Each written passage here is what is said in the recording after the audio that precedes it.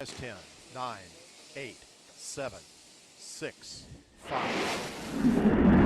3, 2, 1, 0.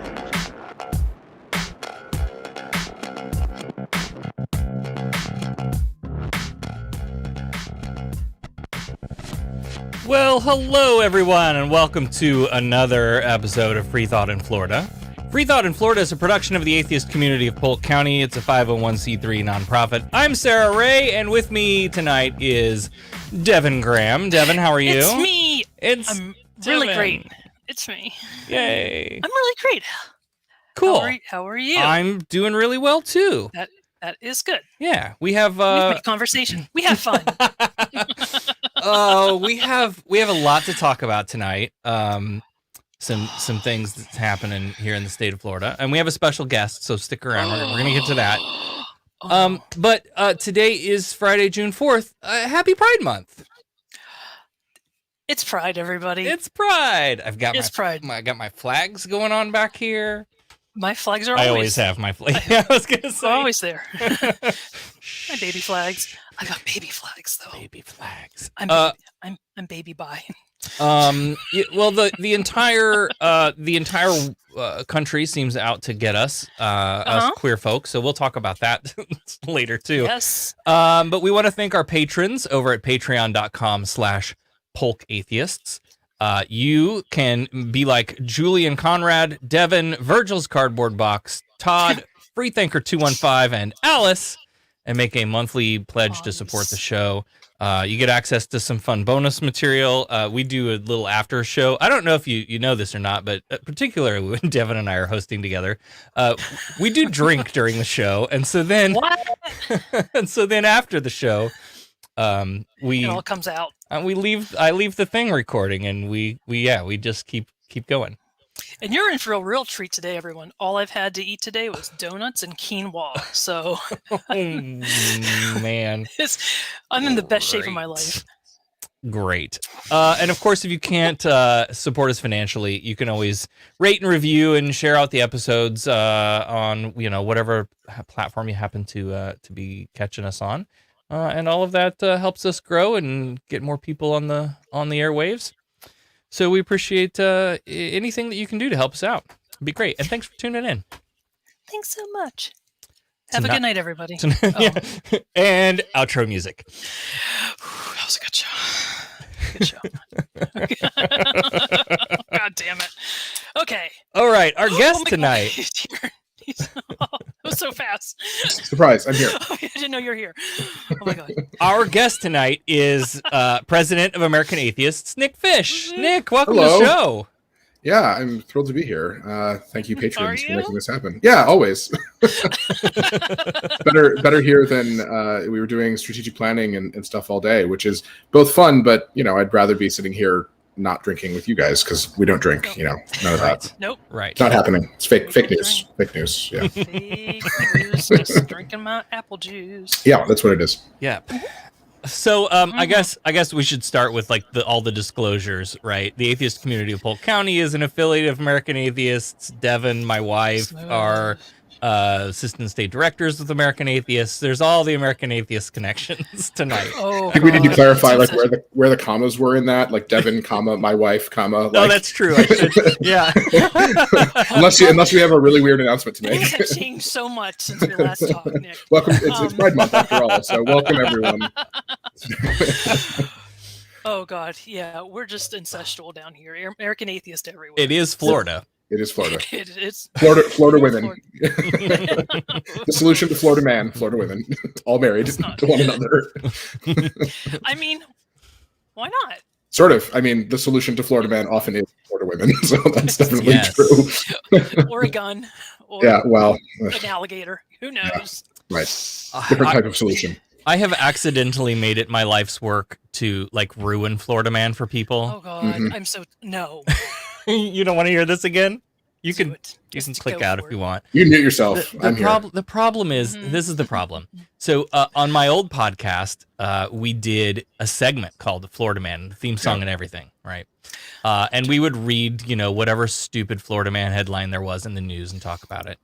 And then I found an article that was like, hey, maybe we shouldn't make this thing into a meme. Like, basically what we're all doing is having a good laugh at people with mental illness and homelessness and like all of these like valid problems that people are dealing with that lead them to do dumb things that make the headlines. Like, maybe we shouldn't be laughing at that. And ever since then I've been like, man, I can't enjoy it anymore. This is, I'm done. Yeah, and there's like so many of those examples of things where, you know, you don't think about the repercussions, and like there's so many issues wrapped up in that. And then there are these people who are, you know, doing things like boat parades and sinking their own boats because they're, you know, not really concerned with how their actions impact the community around them. I think we need to repurpose Florida Man to speak purely about people who don't have, you know, don't give are we allowed to swear on this? Yeah. They don't give a shit about, you know, their fellow Floridians or their fellow Americans or their fellow people of this world, and are, you know, willing to engage in sort of idiotic behavior that ends up physically hurting themselves. We don't want to say anything positive about, you know, anyone accidentally killing themselves. That's not great either. But, you know, engaged in sort of like accidental slapstick, I think we can repurpose something that would be appropriate for, you know, a Three Stooges episode, real life Three Stooges, right? Where they sink their boat and spend a bunch of time trying to bail it out with their red hats, for example. Just and their Yeti coolers. Exactly. So that's we're gonna repurpose Florida Man. That's now what it is. That's perfect. We're taking it back. Yeah. But fair enough. Yeah, absolutely a valid concern. And also, we have very open sunshine laws that people can look up shit.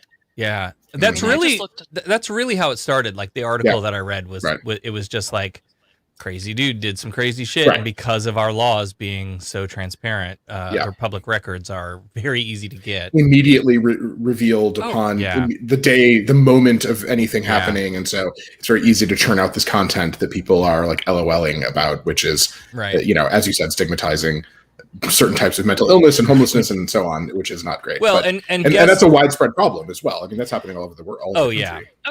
You think about like the newspapers too. Like, guess which articles are behind the paywall and which ones aren't. Right. Exactly. Right? Florida Man's not behind a paywall. Deep analysis of, you know, huge socioeconomic problems and policy questions is what's behind the paywall. The stuff that's right out in front is so and so was arrested for public drunkenness. Bringing his alligator and stuff. Right. I don't like that we, and I'm sorry, this is just because I'm in Polk County and I have Grady Judd.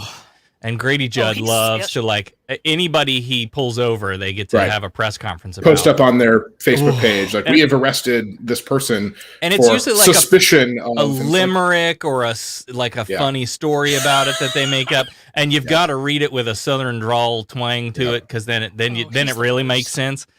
He's the absolute worst. Yeah, I don't think we should be doing that to people. Lionizing that, absolutely not. Anyway, so.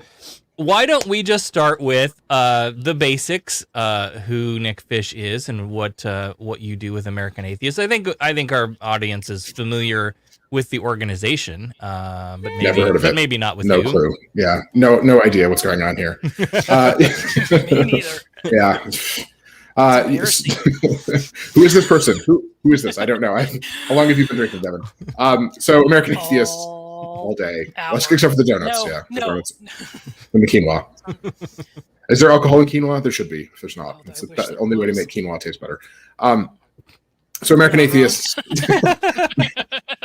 American Atheists is a national organization that supports atheist groups all across the country, and we engage in advocacy at all levels of government. In particular, we focus on state level advocacy and supporting the really fantastic work that groups like Polk County, like you folks in Polk County are doing, to just really build up a vibrant local community that is supporting people who are, in need of support. That's kind of a strange way of putting it, but making sure that people have the community that they need when they leave religion. That's a really important part of community building that is sort of underserved within atheist and secular spheres. So that's sort of part number one. Part number two is building capacity and building power to advocate on behalf of our interests, to make sure that atheists are being represented at all levels of government, in particular at the State House, but also in Washington, D.C., where we have staff as well. We don't want the atheist perspective to be missed, to be ignored, to be silenced, as it often is. And the policy goals that we have range from sort of the default church-state separation things that you would, I guess, associate immediately with atheists. That certainly is a big part of our work. But another big part is building coalitions to make sure that people understand how religion and religious privilege and special treatment of religion and religious people causes all of these really substantial harms on communities all across the country. So whether you're talking about, we actually just this week, yesterday actually, 2 bills banning child marriage, which is, anytime I mention that, people are like, what year is it? Is it 1855? Like, what's happening here? Wish. Banning child marriage. We got a bill passed through both houses in Rhode Island and in New York in partnership with a group called Unchained at Last that fights against child marriage for children as young as 14 that are being married off to adults.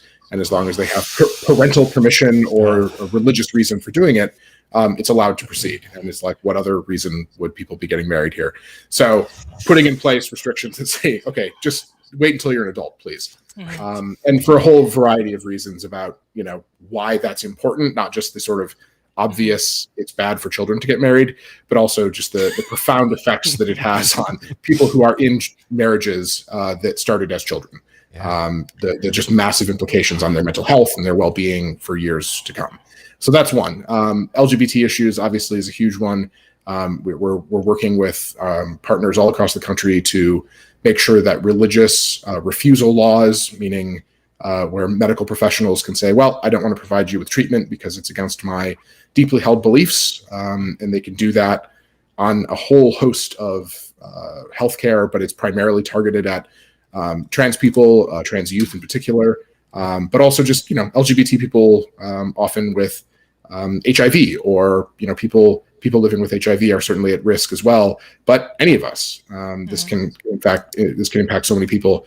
And then adoption and foster care, a Supreme Court case that we're waiting on desperately to find out what's going to happen in Fulton versus City of Philadelphia. And just so that there's this range of issues that impact people. Often that folks don't necessarily think about, how that intersects, or they don't know that that's an issue. And we track something like 80 different issues in state legislatures. So we pay attention to a whole lot, and make sure that people have resources to find where some pressure points are, where they can affect change in their states. And that's a huge part of our work as well. I love the intersectionality of it. I think that's why I joined up with American Atheists, because it's not just like the stereotypical angry atheist just, yelling at some display that's up in front of like the nativity scene, right in front of the city hall. But and those sort of symbolic things, like, they have really big effects that continue on into other areas of public life, and they are a big deal, and they're frustrating, and I get that, and they're completely obnoxious, and of course they're unconstitutional. And the question is one of prioritization and of what are the best tools in our toolbox to address these things. The Supreme Court last year, well, time has no meaning now, but in the recent decision about American Humanist Association versus American Legion, the so-called Bladensburg Cross case, the Supreme Court said a giant cross on public land is not religious, which is, just a baffling decision. That it's like, this massive concrete cross. I'm sorry, Nick, I don't think you understand how old that cross is. Well, right. It magically became not religious at some point in its history. When exactly that is, we don't need to address, because, but it isn't now. Right. So stuff like that, where, it makes our job using the court system very challenging right now. And so people will come to us and say, why don't you sue about this? And it's like, well, that's a very complicated question. The Supreme Court has, and other lower courts have narrowed what's called taxpayer standing over the years, meaning that you can't just sue because your tax dollars were used in an unconstitutional way. They've said that giant crosses on public land are not religious. They've said that we are anticipating that they're going to say that non-discrimination protections in contracting if they affect a religious organization's deeply held beliefs, are unconstitutional. Never mind, like not even invoking the Religious Freedom Restoration Act, RFRA, but actually just going to the Constitution for this. They've pointed to things like state no aid clauses, as Missouri had in the Trinity Lutheran case that involved a church that wanted to use a grant program to resurface its playground, and the state had a constitutional amendment that said we cannot directly support churches. And what the Supreme Court said is, well, in this very narrow set of circumstances about like resurfacing playgrounds and no further, it's like, well, okay, really? This is unconstitutional because it shows animus, or it shows, a preference against religion, which you can't do. And so like all these like chips away at what we would think of as the wall of separation between church and state mean that we need to pursue other ways of combating these things, that we need to be engaged in, our local government. We need to be engaged in the political process. It's not just as simple as saying the magic words, sort of giving an incantation that the judges will kind of go, oh crap, they got us. Like that was exactly the right magic words. Now we have to rule in their favor. It's not that simple. That all of these things are political. All of these things are wrapped up in politics in some way. And so a failure to engage in that process from start to finish means that you're leaving a lot on the table. You're ignoring a lot of tools in your toolbox, especially as our community gains power and gains legitimacy and gains numbers over time, as it has, which is actually a good thing, that we can now engage in the direct political process and say, this doesn't represent me. This doesn't represent my community. I don't want this, 10 Commandment monument on my courthouse lawn because it doesn't represent us as a community. It represents this very narrow segment of our community. The fact that we can do that and sometimes win is good. The fact that we can't reliably do that in the courts anymore is bad. Right. And there's going to be this transitional period where we're not necessarily going to win every time in the political process, and we may not win at the courts because the courts are stacked with Christian nationalists from the Trump administration, where we're going to have some problems here. And so this transitional period is something we have to kind of deal with and make sure that we're fighting constantly over these things, but fighting wisely and using our resources wisely. I think that is a real misconception that a lot of people have of like you said, you should be able to go to court and they're just calling balls and strikes, and that's how it was meant to be. But we have to look at some of these things and go like, oh, well, you're in the 11th Circuit. Right. Maybe if you were in the 9th Circuit. Right. But maybe if you were in the 1st or 2nd as opposed to the 5th. Yeah. Like this is maybe not a place we want to really push on that issue because it's likely to go against our favor and set bad precedents in the opposite direction, right? Yeah. And even good cases, to be clear, with the Bladensburg Cross case, that case was brought, like 7 years ago, and precedent was 100% on AHA's side when they brought it. It was 100% like they had never ruled that a giant cross standing alone was fine, and the Supreme Court all of a sudden was like, you know what? Actually, we're going to overturn this. And so, you never know. Yeah. It's not a reason to not engage in that type of activism, but there's this whole other world of activism to engage in as well, that people like forget or don't realize that groups are doing. And it's the community groups that are doing 99% of it, where they're the ones that are getting out there and making sure that people who are experiencing homelessness have access to food and shelter. People who are, need a little bit of help to get through the week because, they lost their job, that there's somebody at the food bank and there's food at the food bank, making sure that, people who are, trying to get access to an abortion or any other type of reproductive health care have an escort to the clinic to get them through the people who are protesting that clinic. Yep. That's what local groups are doing, that is providing material assistance to people face to face. And that's a really great way of reducing the stigma that our community often faces, that we have data to back up that amount of stigma that people face, especially in rural or highly religious communities. The very, very real stigma that people face and the profound effects that it has on their mental health and other health outcomes. That's really important work for people to be doing. And it's happening in every state, in every city and town, whether you know it or not. And so it's a great way to build that power long term, because it really encourages more and more people to be comfortable about using that atheist label or the humanist label or whatever it is. And that's really important work that we couldn't do at the national level without all of these local groups that are out there every single day in the trenches, so to speak, fighting hard. So really appreciate it. And that type of activism is so much more fruitful. Like there's actually things come of it. And also the beauty of it is we get to meet our allies, because no one's against. Who the hell wants to keep homelessness around? And so yeah, we like, I know Sarah can attest to this, but we've come across so many allies. We've made so many allies with other groups that maybe we wouldn't normally have. Like maybe they're religious, maybe they're not. Like obviously Planned Parenthood, Equality Florida, whatever, Equality, whatever your state is. But then there's also like church groups that also want the same thing, and I don't have a problem with working with them.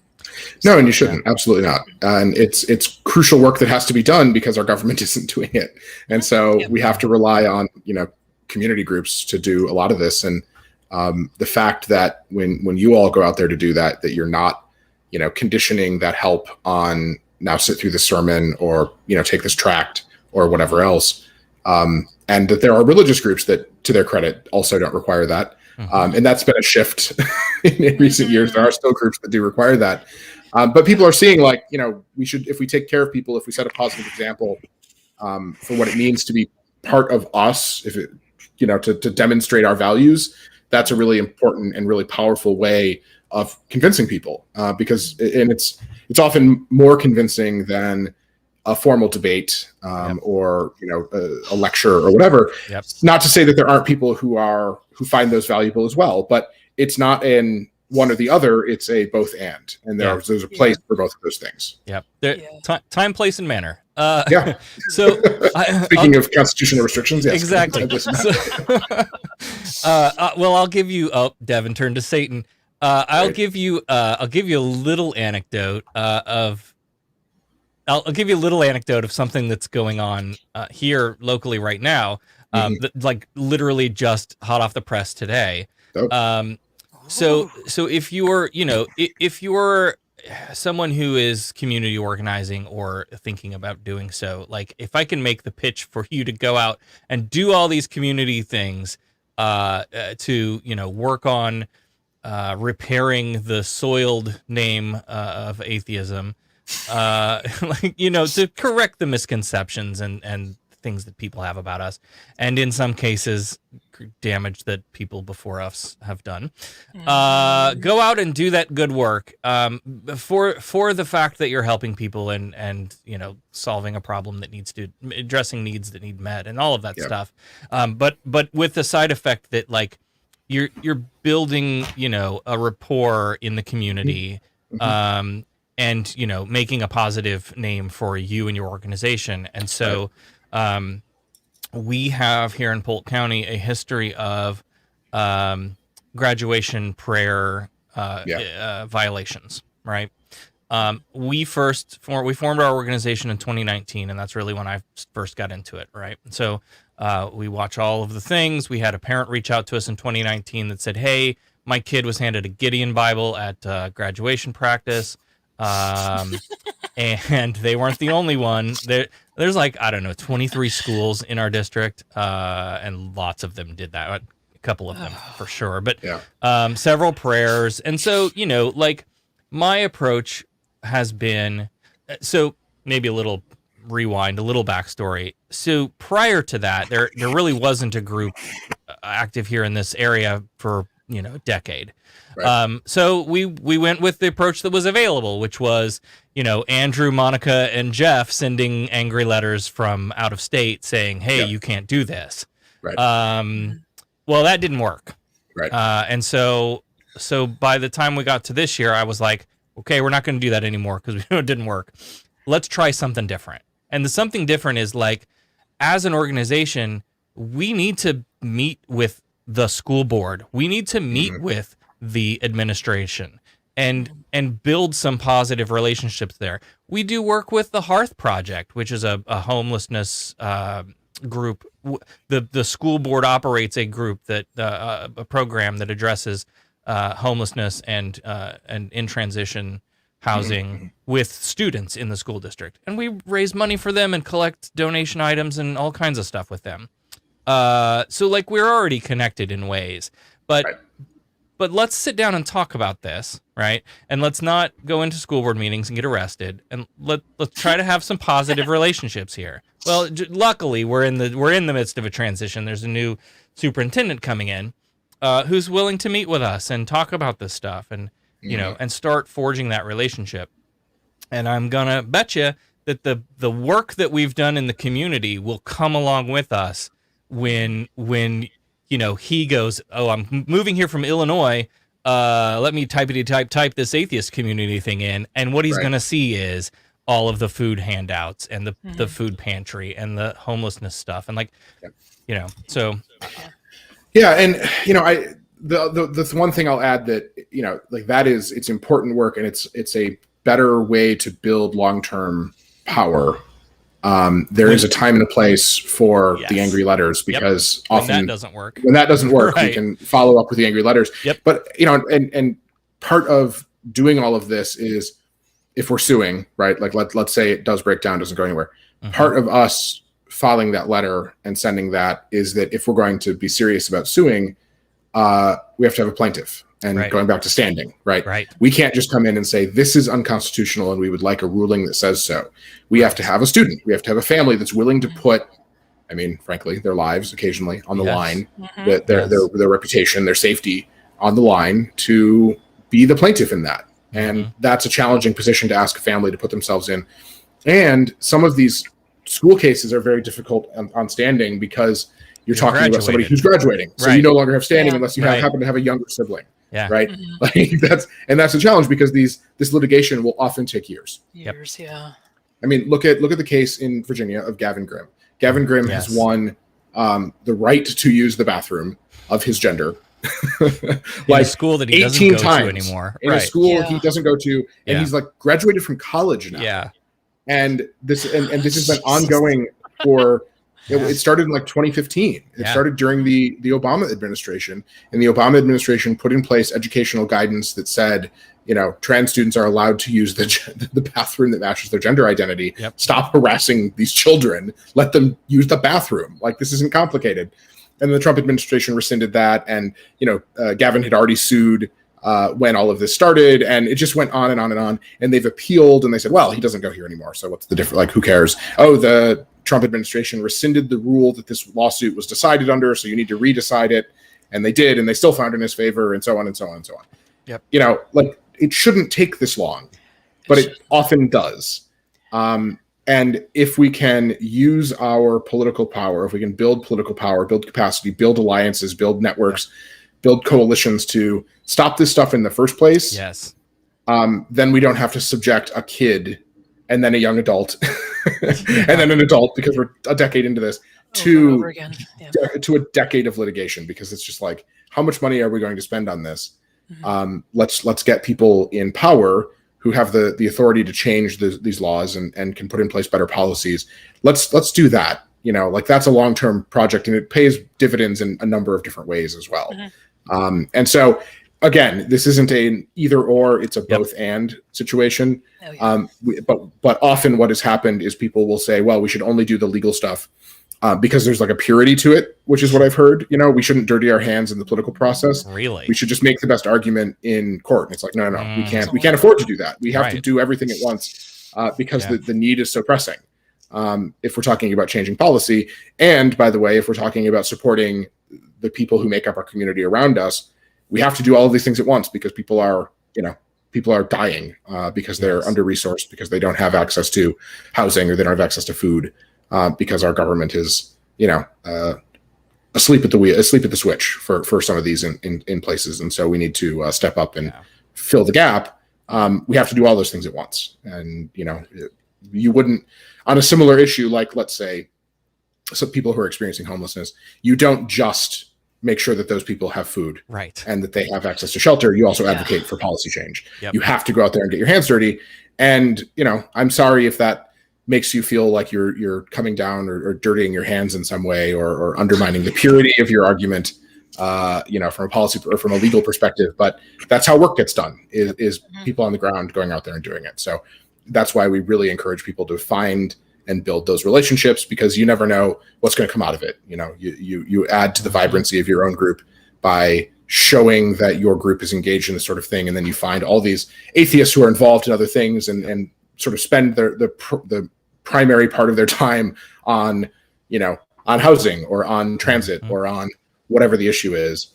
And then they join your group as well because they're like, oh, these are some pretty cool cats, and this group that I'm a part of that does, homelessness or food or whatever doesn't do social events. And I want to do these social events. Like I want to go to, a drinking skeptically or whatever you call it in your area, or I want to go on a hike or whatever.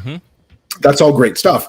And it adds again to the diversity and the engagement of your community and helps you grow. And so if you want to just look at it from sort of a purely, I don't want to call it selfish, but from that perspective of like, what's great for my group, that's a great way of doing it. Don't just sort of lock yourself in, sort of talk academically about things. Yes. Get out there and do it. And I know Devin and Sarah, you both have heard Sam McGuire, our field director, talk about like get out there and do the things. Right? So it's like our mantra around here is just like, we'll talk about it, we'll make sure we're doing it the best we can, but on some level, just go do it. And if it's not quite right, we'll fix it later.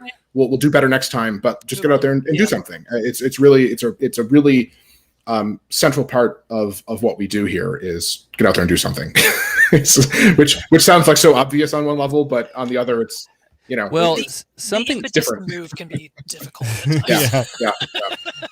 Something that you led off with just talking about the organization was the idea of like building the landing pad for people when they come out of religion. And so when you think about what does that landing pad look like? We need to heal. We need to have community. We need to be able to get together and talk about our shared experiences and that kind of stuff.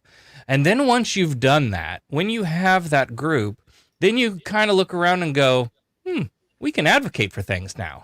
Like, oh, wait, we're organized now. Now we can, and we have a positive image we have a positive image in the community, and we can go get some shit done. And then when it does come to, maybe legal action is the right way to go, like there's a whole pool of people from whom we can go look to see who might have standing to help us out here. Absolutely. And the thing that people have to keep in mind is that there's like this constant stream of people and it's self-reinforcing.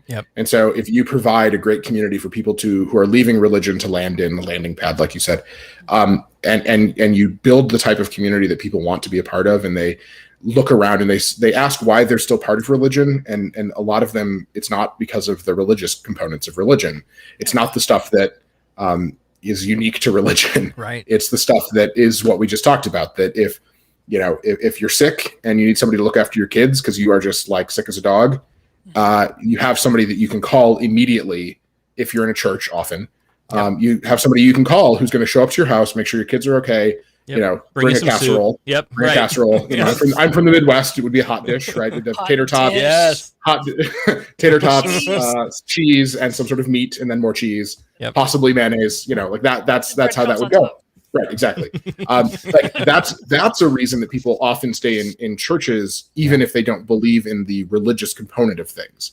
Is that like community support? And so that's an important thing that there's no monopoly on religion for providing that. There's nothing special about transubstantiation that makes that makes like Catholics uniquely able to provide hot dish, right? Like there's nothing like that.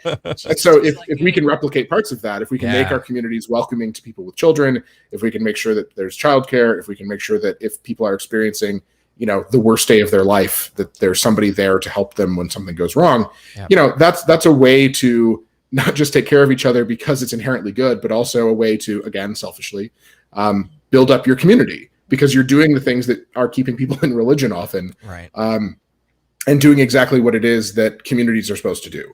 And that's a really important part of it. And then, as you said, there's all this like, what's next, right? If we take seriously this notion that this is the one life we have to live, surely part of that is making it better for the next people who inhabit this world. And that's something that, I take very seriously. And I know that all of our volunteers take very seriously, which is why they often will work, their full-time jobs, then go be parents. And also while being parents, also while doing all the other things. And then we'll dedicate like 20 hours a week to us as well. Cough, Devin. Like that's that's why it is because there's this very powerful drive to make the world a better place and, do the best we can. that's a core part of this. And so, that leads to further success as well, because people see that, they say, oh, this is a pretty great group. And I can get many of the same things that I'm getting from going to church from this group as well. And I don't even believe this stuff anymore. That's great news for me. Right. That's one way of helping people in that off ramp from religion. I mostly just do this stuff to keep the depression at bay. Which is a perfectly valid reason for doing so much of the stuff, especially right now, right? It brings the depression down, but the anxiety goes up a little. So there's a little bit of anxiety. Yeah, that's for sure. That's true. What is on fire in the world today? Well, one of the things that I just thought of in that is like that I think that we're at the point where we're doing this now, and I have not been in the atheist movement for a super duper long time. So this is just like my observations over the last, I don't know, 5-10 years or whatever. Yeah. So we had someone who came to one of our meetups like super early on, who moved down here from who knows where, states away, and didn't know anybody here. Talked to a friend back home who said, oh, well, I'll call my church and we'll have a couple of nice young men in bad ties drop by and make sure you're all settled in and make sure you need anything. And sure enough, here come the Mormon boys. Right.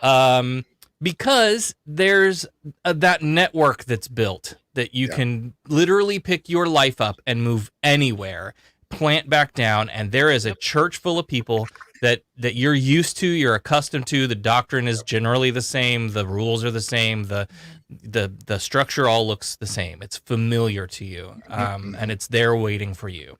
And what I think that we're really finally getting to as the quote unquote secular community is that like, I know we hear from people all the time of like, oh, I live in some BFE out in the cornfields, like where I grew up, and there's no atheist group here. Right. Try Google. Like, go to There are atheist.org, look like up the hundreds and hundreds and hundreds of them. Yeah. Oh, we're everywhere, man. Right. Like, I know what it's like to feel alone. We have people come to our group every week that say, holy crap, I can't believe you guys were here. Yep, I felt like I was the only one. I mean, we get that all the time. Yeah. And it's, I will say there are people who, and this is the challenge of sort of organizing atheists, right? Is there are people in sort of herding different cats. Right. And even more so. I mean, I think we should replace herding cats with organizing atheists, quite frankly. Yeah. Yes. It's more challenging. I mean, my cat is pretty responsive to like my kind of like corralling him in specific directions, right? He did pop in for a little bit. He did, yeah. He'll probably be back. He's asleep on the back of the couch next to me. The thing about so many atheists is we have to remember that people have experienced religion in many different ways, right? I was never in any organized religion. I did not have the experience of leaving like a high control religion. So there are people like, for me, some of that stuff, some of the ceremonial stuff, right, the life, the rites of passage style rituals, it doesn't appeal to me because I was never like in that, but for other people, like that's a really valuable thing for them that they miss from being in, say, for being like observantly Jewish, or that they miss from Catholicism, are things like confirmation. There are humanist alternatives to those things. And, our job at American Atheists is not to tell you how to be an atheist correctly. Our job is to give you resources to help you on your journey, to help you be an atheist as it means to you, right? We don't want to exert that level of control because there's no Pope of atheism. There's no one who says this or this is not. I don't have a hat, okay? I don't have any of the estimates. I have very boring hats. Yeah. Get Nick a hat. Get Nick right on my list here. All Got to take care hats, of. yeah. We got you. So I don't have any of that, and it's good. And I'm glad I don't, because there are a lot of ways. And some robes too. Yeah, you need some, the robes are the big thing, honestly. Robes. Yeah. The red Gucci shoes that the Pope wears. Those are another one. Fancy. Sort of appeal to me on a base level, but there's nobody telling you this is how to be the best or to be a correct atheist. There's no one that can excommunicate you from atheism. That having been said, we can set our own sort of like boundaries in our groups. We can set values in our groups, and if people don't live up to those values or expectations, we can ask them not to be part of our groups. They can go do their own thing. That's fine. but there's no arbiter of what it means to be an atheist, right? Right. And so we kind of do the best we can, and that's fine. Like that's what we have to be prepared for. But there are people for whom these things that look like or sound like religion are really profoundly really get their guard up for good reason. Yeah. We used to do this thing where we would have a former Baptist minister, I think he was, do sort of like a jokey Easter sermon at our conferences, because our conferences are always Easter weekend. Next one's in Atlanta, by the way. Yay. Next Easter, come everyone and make We'll sure be you there. come. In your We'll neighborhood all be ish, there. right? Right. And so make sure you come to that. But we used to have this like jokey Easter sermon, and he would break out his his charismatic evangelical preacher voice, and it was like funny as hell for some people. For other people, it was like, I need to leave the room because this is like bringing back some really traumatic shit from my past, where the church like would preach fire, the preachers would preach fire and brimstone, and say that I was a broken, sinful person, and it really caused so many problems in the rest of my life that I'm still getting over, right? And so the thing to keep in mind here is not everything is going to be what's best for everybody. And you need to be cognizant of those things and like really think carefully about how you program certain things, because there's going to be like different programming that's more appealing or not to others. And there's going to be programming that is downright harmful for some people, even though you might think it's really funny and great, right? I mean, a prime example of this is people do like drinking skeptically, they go out to the bar. Yep. How many people in your group though, maybe are sober, right? Right. Are have really worked hard to be sober and are continuing to work hard every day to be sober, and don't want to have to go to a bar to engage in social activities. So make sure that some percentage of your social activities are not happening at a bar, because that's another one where we've had people who will contact us and say, I want to join this local group, but every single meeting they have is at a bar. I don't know what to do. And so we reach out and say, hey, we have, you have people who want to join your group, but currently are being excluded. Who is not in the room right now? And just be thoughtful about that. And that takes it takes pausing for a moment, but most people in our groups, as soon as they are confronted with that, they hear that, they go, oh my gosh, I didn't even think of that. You're exactly right. We should do this over here. And the same thing, by the way, applies to parents, right? If you always have like a lecture on Saturday and you're like, okay, who can't attend, who's not in the room? Boy, it's really weird that we have like single 20-somethings and retired 60 or 60 plus. What's the gap in the middle? Oh, it's people with families. It's people with children. Why is that? Well, because people don't want to sit with a 3-year-old in your meeting. And so let's do some programming for the kids to do alongside your meeting. Exactly. And what does that look like, and how can you do that? So that's what a lot of groups are thinking about, and the really successful groups are succeeding at. They're succeeding because they're thinking about those things and doing everything they can to meet the needs of the community as it exists, but also meet the needs of the community as they want it to exist. The community, the people who aren't yet there. What can we do to bring those people in? I also think the cooperation model, right? Cooperation over competition, where like for me, I'm one of those people that's like, I'm not super triggered by, the churchy feel of things. But early on, we were invited to local UU service, and oh, talk to me about that. What's that like? Oh, well, we get together in the sanctuary at our church and we sing songs and there's a speaker, and I'm like, wow, that sounds like church. I'm kind of not into that. But if you are, good for you. So I like that there are a range of options too. Like you can find an Oasis or a Sunday Assembly or skeptics at the pub, or we're gonna get together and talk about philosophy stuff. Diversify, and even if it's not within your own group, if there is a nearby group that's meeting the needs of someone else, like build a network between you, build that bridge, work together. You're not in competition with each other. We can do more together than we can. Not. Ain't nobody got time for that. I mean, literally, often. Literally no time. So I am going to pull back my recommendation for the convention next year for Sarah and Devin's hymn sing along. So that's true. Yeah. I mean, the great thing about it is we can sort of do all these things. It's just as long as it's not a default program that we're asking everyone to participate in. Come sing the doxology with us. Every single person get in here. Yeah. Yes. Oh boy. No, that's a really good point. I do want to sort of maybe segue into we talked about like marginalized communities and trans kids and that sort of thing, and maybe just talk a little bit about the bullshit that's going on here, and not just here, but in upwards of 30 states across the country.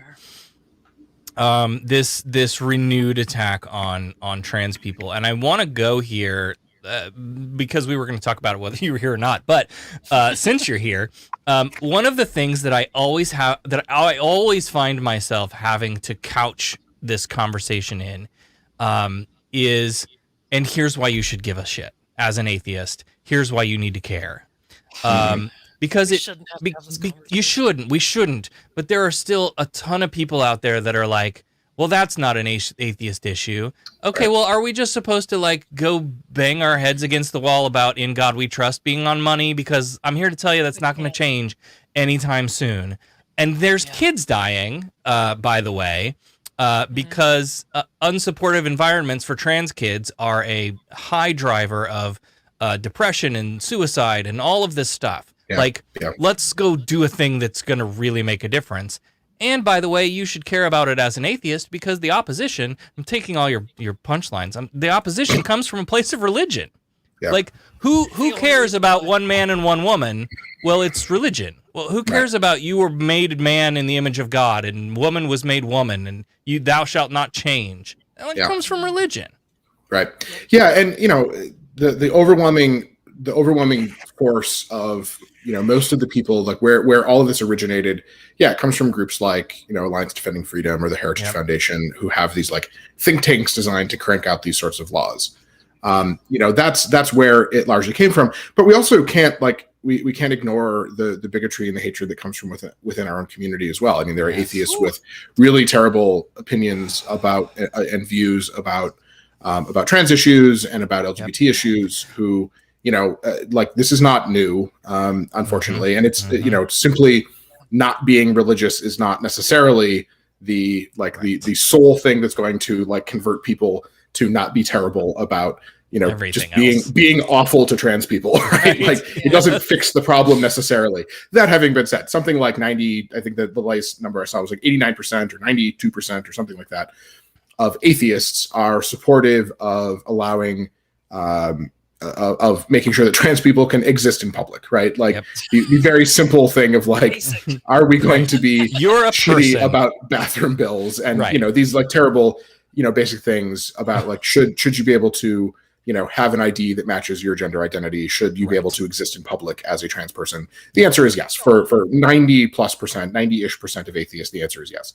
And it's an overwhelming majority that also support, should sports be inclusive and welcoming for young people engaged in high school sports, or even elementary school sports. Or even at any level of sports, and that understand that this sort of gender policing leads often to cisgender kids also being subjected to horrible actions, things like genital inspections or chromosomal testing. That's what we're going to ask a 12-year-old to undergo in order to participate in, in a casual softball league because they're tall for their age.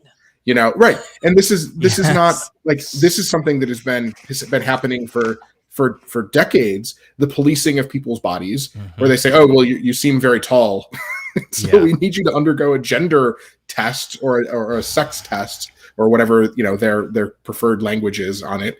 And, I see them post shitty memes, in response to things on social media. And one of the things that has happened is that they'll post a picture of a cis woman who just happens to be tall and kind of built because she's like a power lifter, and they post a picture of her, and I'm completely blanking on her name, but they post a picture of her and it's oh, is this who you think should be competing in weightlifting? And it's yes, because it's weightlifting. I'm completely fine with this, in fact. And so we can't discount the fact that there are people within our own community who like to couch their bigotry in science, who have like a grade school understanding of science. Yeah. Their grade school understanding, or their understanding of science as it relates to gender is it can be summed up in like a kindergarten, flashcard or something like that. Yep. Who don't understand the nuance of all of this and don't want to understand the nuance of all of this, that they're very hung up on these rigid definitions. And, it's probably coming from a place of, with religious undertones, but they think it's coming from, a dispassionate science position, which makes it pretty dangerous as well, because they think it's rational. And I'm the dispassionate neutral one here. You people are being, hysterical or whatever. Like that's how they think about it. That's a really dangerous place to be in. And so the solution to a lot of these things is advocacy on the ground. I mean, we've got, thankfully we have really good partners in, with the LGBT movement, who have built up decades of political power, and have been able to lean on their corporate partners to say, hey, this isn't cool. We're going to pull all of our events out of your state if you do this. But also, it's why we are advocating for the Equality Act at the federal level, because it would preempt so many of these laws. Many of the changes that the Biden administration has put in place is simply implementing the Supreme Court decision in Bostock as it relates to gender discrimination under the Civil Rights Act. I mean, these are very straightforward things that people are just losing their minds about in a really just hair on fire about these issues, because they think it's going to have some catastrophic impact and on women's sports or whatever. Right. And it's, that 99% of the people that are raising that as an issue have never expressed a moment of concern for women's sports before in their lives, which is hilarious, which is sort of, telling, but also ignores the fact that states like California have had trans affirming policies as they relate to high school sports for like 15 or 20 years now. And there has literally never been it's not happened. Never. And so they're just making it up. The one exception. Several years ago, we had on Chris Mosier on my old podcast, who is the trans athlete who basically got the International Olympic Committee to change their policies on transgender athletes in the Olympics. And we went through all of this stuff, and that was 5 years ago, and here we are again. The Sarah's pendulum theory of everything is alive and well. But a number of things here, right? I sent out an action alert on this when this happened, that we were going to get together and have a local event, and I had somebody respond back to me very curtly, pointing out that this is not an anti-trans bill. This is a pro-woman bill. And I was not as friendly as I normally am when I hit reply to that. But I wasn't, I wasn't rude. I was just curt back. And this is also a me thing too, but guys, I think we take sports a little too fucking seriously in our society. Right. Just all the way around. There's that's the core of so much of this is it's high school athletics. Right. Aren't we supposed to be playing to have fun? Yes, it's competitive. It's competitive, but it's also about building social skills, and things like that. And maybe I'm not the best person to speak about the importance of sports, but I'm not either. As a band kid, to talk, as a band kid, right? Was not an issue. Okay, but I'm the athlete here. Yeah. That's why we brought you on today. We were going to just talk about band all day, but we decided to talk about sports. The things. We're not so worried about oh my God, somebody for a year dominated a sport. Even if it were the case, and it's not, even if it were the case, it would be sort of okay, and then you go to college and then you go this has not been an issue. There are so the number of people, of trans people that are out there and just want to live their lives. That's what this is all about, is can a trans person exist in public? Yep. And take part in these sort of rites of passage, these sort of all the standard things that people get to participate in their day-to-day lives.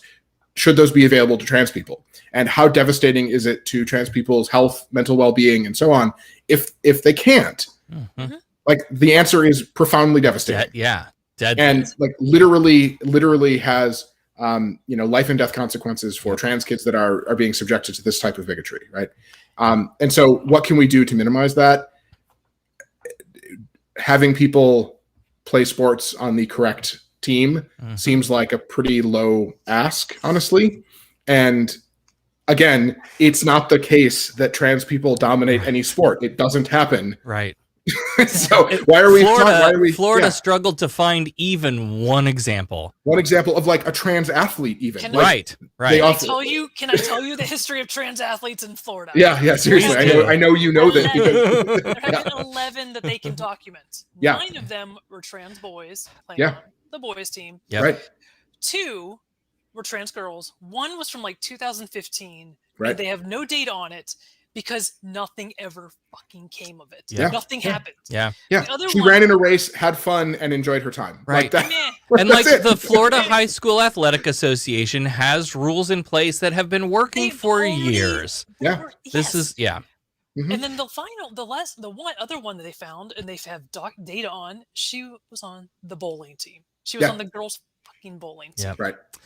Devin, how many of those were MMA fighters that broke jaws and stuff? Yeah. Jesus Very dangerous. Christ. Yeah. So stupid. Jesus Christ. Yeah, and it's so there's all this like scapegoating and all of this just catastrophizing of an issue that for years has had the potential to exist and doesn't. Yep. And now we're like passing laws, and it's very clear what the motivating factor is here. Oh, totally. Is that it's animus. That it's an animus toward a community. Yeah. And the way the bill was passed through in Florida, obviously the bill died. Technically, like the bill died. It was dead. And then very suddenly, late at night. In the middle of the night, they just threw it in as an amendment on like something on a charter school bill or something. Right. Something completely unrelated. And they didn't think it through because the way it's written is that cis kids who are adopted and have a new birth certificate now will no longer qualify because they do not have their original birth certificate. Right. Yeah. And like so this is like two things I'm glad about.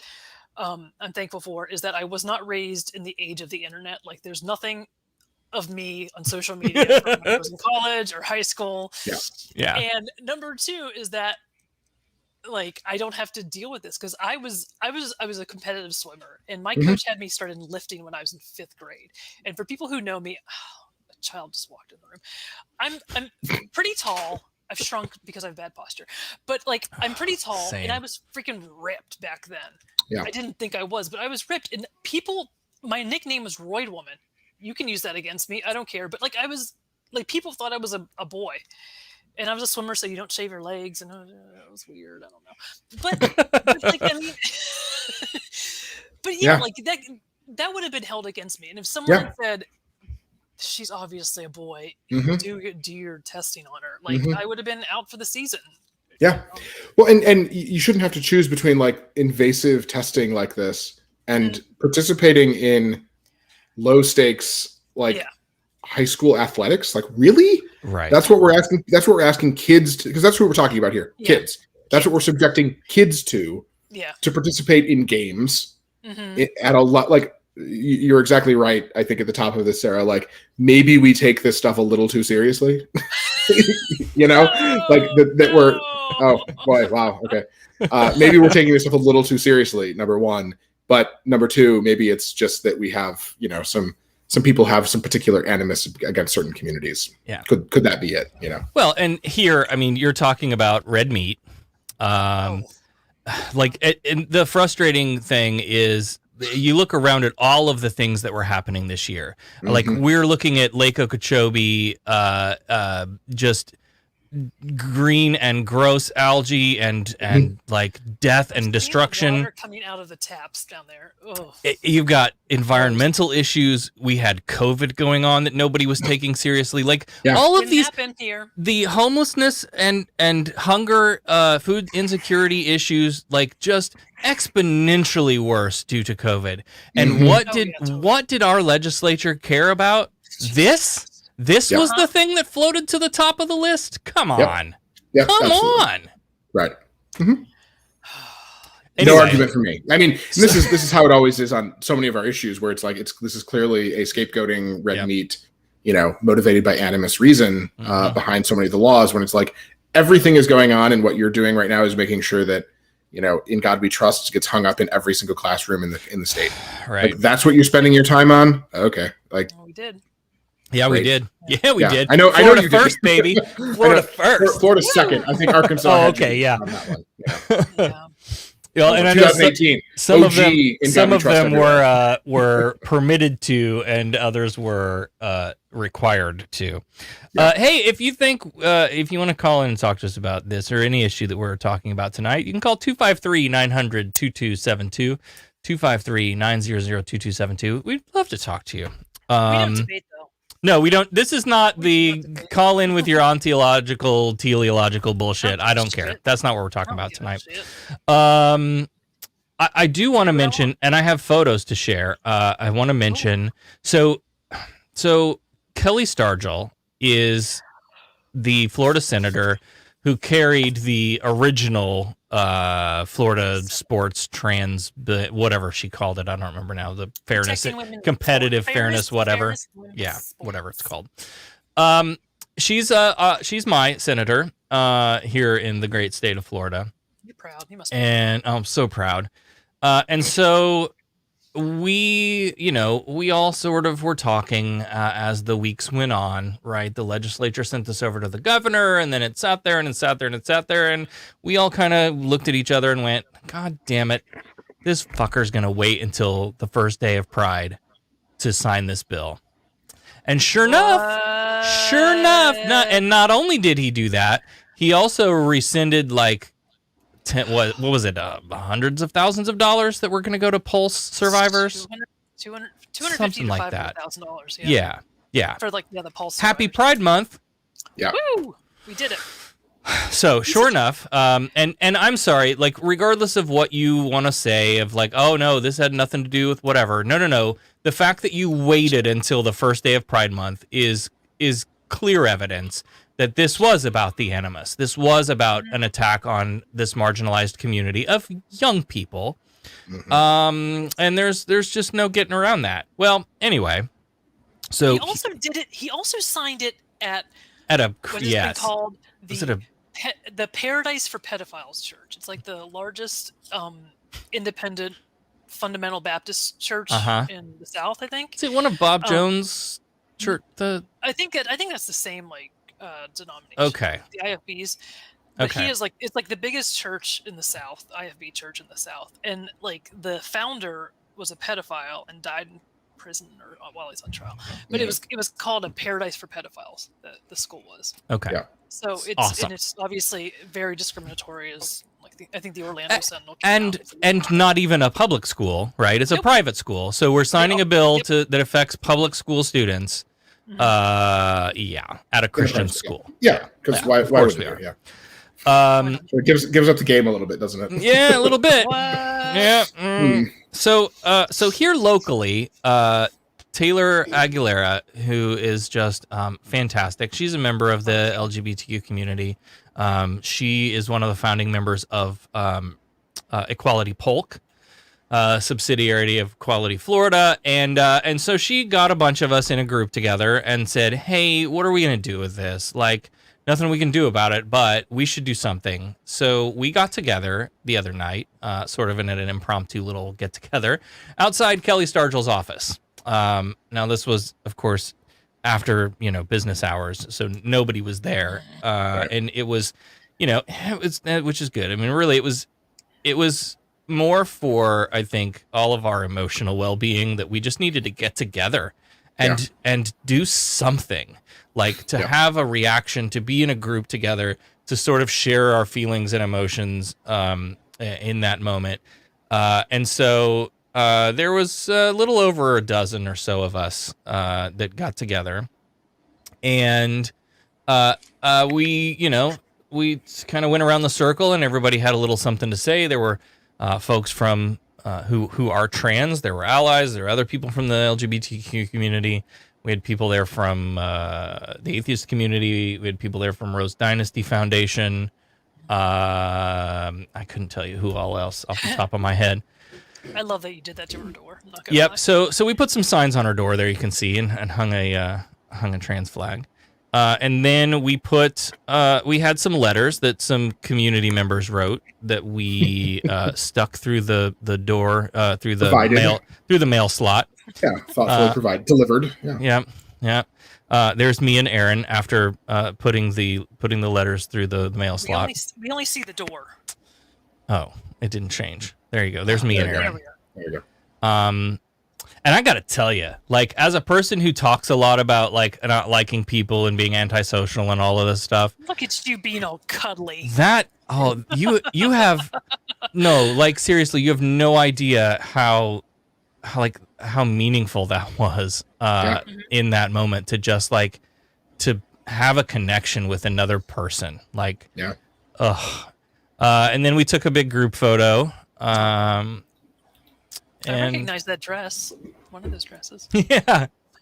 So it was good. Again, like, it was good to get together and just, you know, have a moment to say, like, look, this sucks. We're all together here on it. You know, we'll be together going forward, and, you know, united we stand, sort of thing. My part of that event. So, you know, I get to come at this from, I'm a trans person. Didn't play sports, I was in band, but I'm a trans person.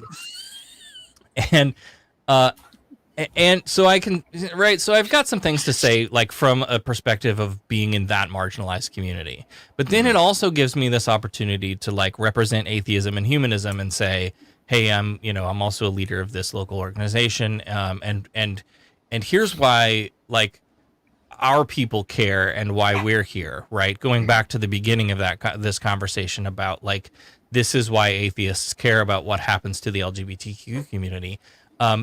If you want to boil it down to, like, the easiest low-hanging fruit, the simplest form is, like, hey, we all know what it feels like to be shit on as marginalized communities. Mm-hmm. Yeah. Like, there is a lot of common experience in that.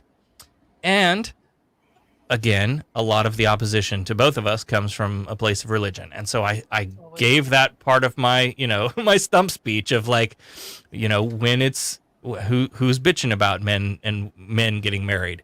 Well, it's religion. Who cares about trans people doing whatever? Oh, it's religion. And then, as if to prove my point, at the end of the night, as we all walked away, and I'm so sorry I didn't get video of this. I wish I had. So as we all walked, we planted flags all in the little planters around her office and hung the flag on the door, and we did all those things.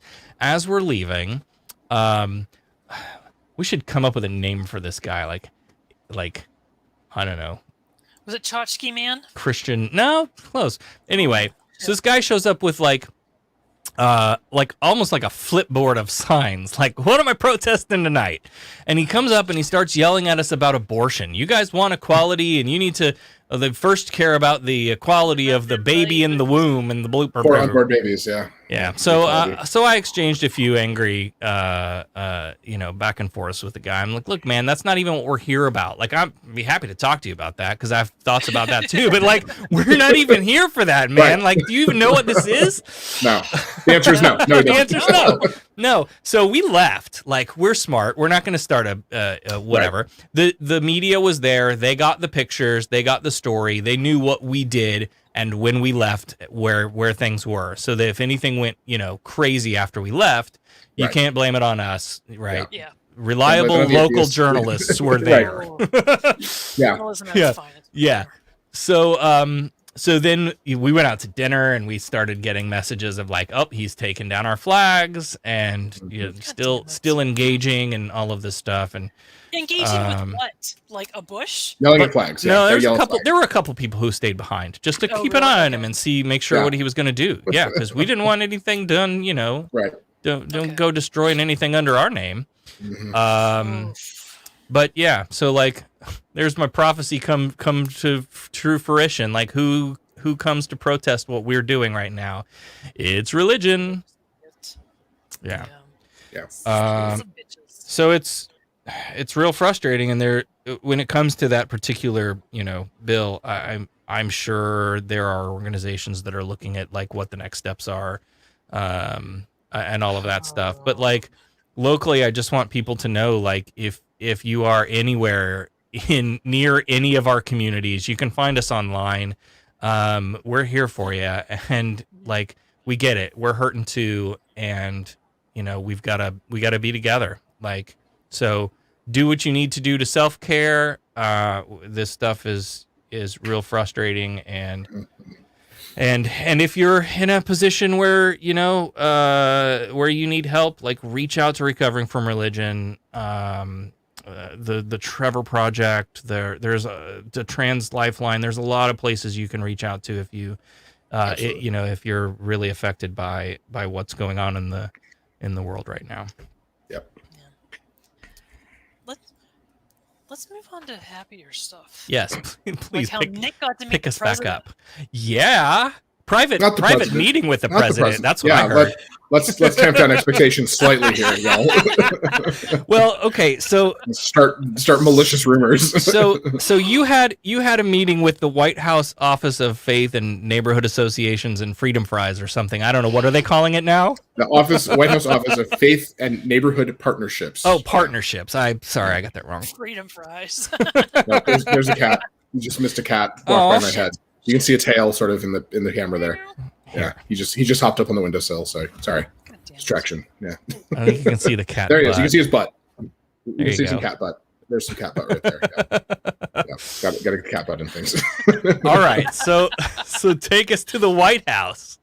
Yeah, so virtually. Right. So this is the first time we've been able to meet. We've been able to meet with the administration, not for lack of trying, but since 2013. We met with the Obama administration early. I think it was in 2011 or 10, and then again in 2013. But then, we tried to meet with the Trump administration, and for some reason they didn't take our calls. Paula White said no. Right. And people were kind of like, "Oh my God, why does this office even exist? You shouldn't be legitimizing this." And what I want people, yeah, and what I want people to understand about this office is it's going to exist either way. Yeah. And it is fundamentally though a different office than it was when it was first constituted under George W. Bush. Right.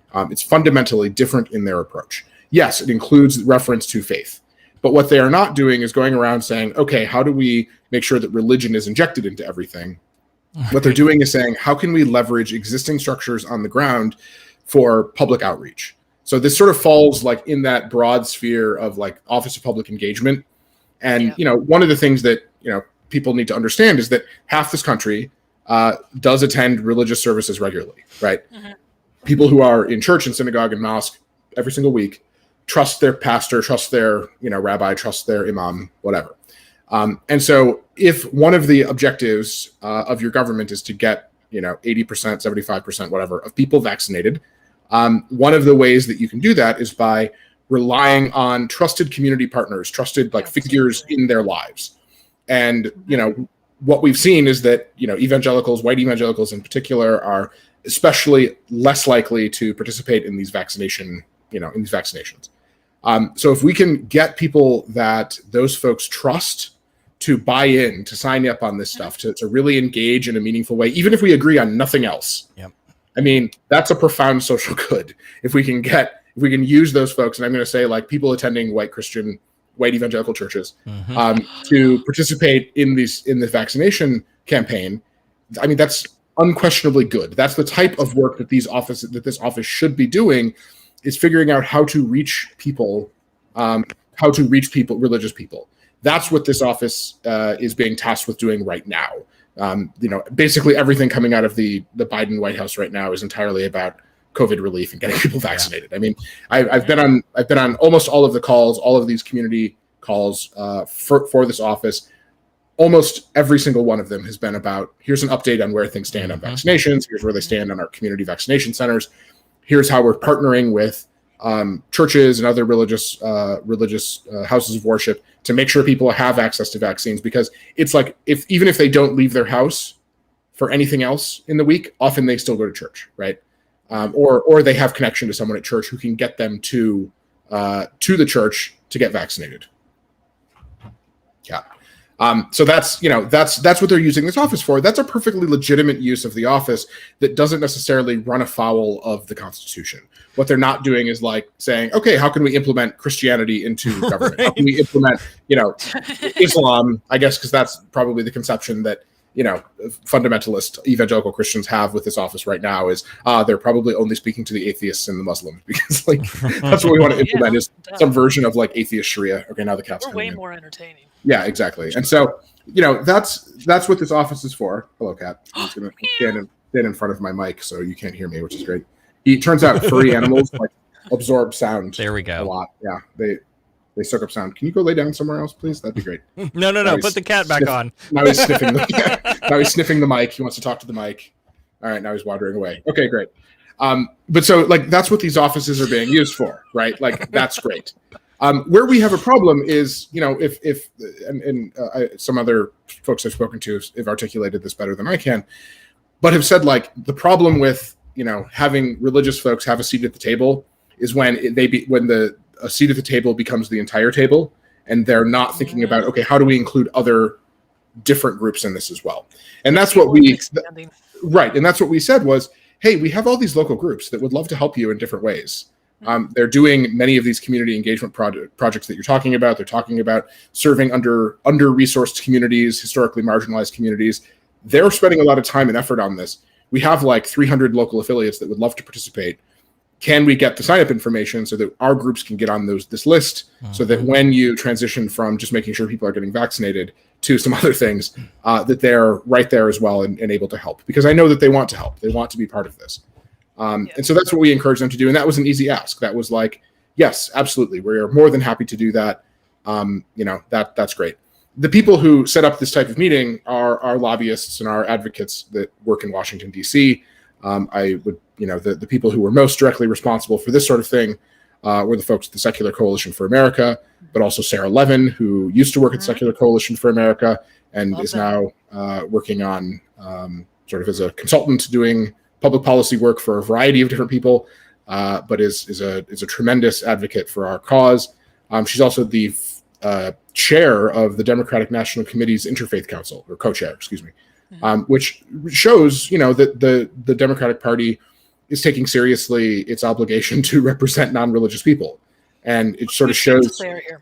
Yeah, and she's great, and shows that like that type of engagement can actually get you really great things by just like getting your foot in the door and volunteering.